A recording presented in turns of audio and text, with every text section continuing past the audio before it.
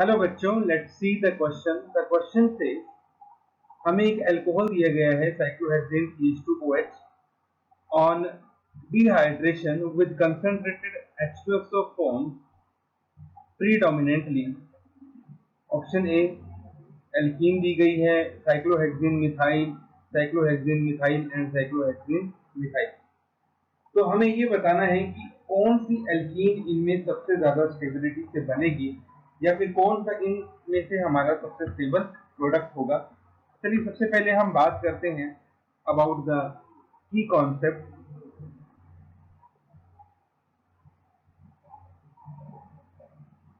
which is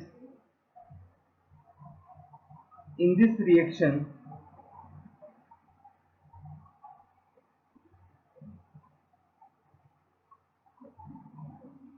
carbocation is intermediate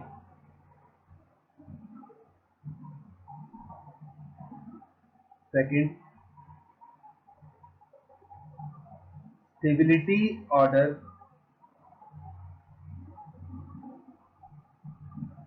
of carbocation is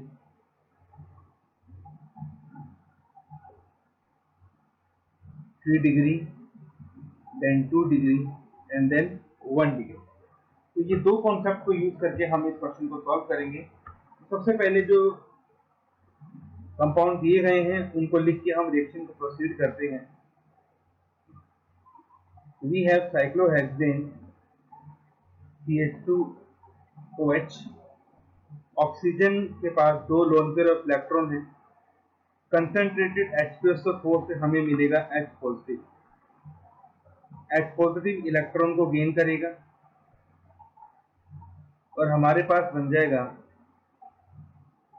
cyclohexane CH2OH2 और यहाँ आ जाएगा positive charge.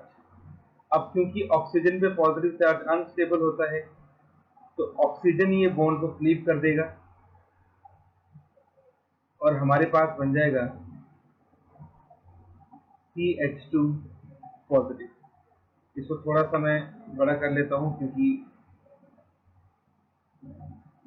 CH2 positive.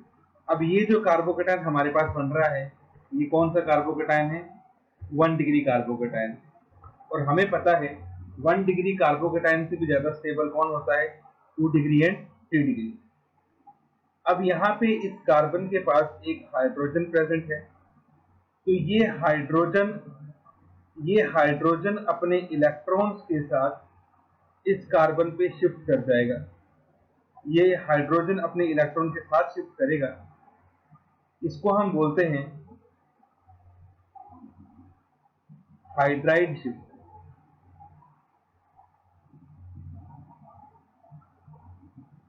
तो देखिए हाइड्राइड शिफ्ट के बाद क्या होगा,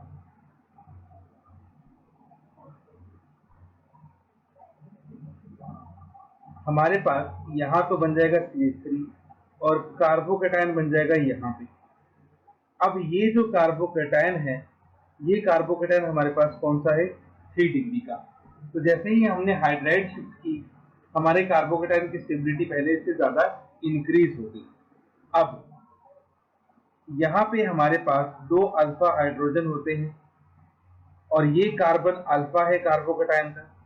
तो यहाँ पे हम लगा देंगे कॉन्सेप्ट हाइपर कॉन्जुगेशन।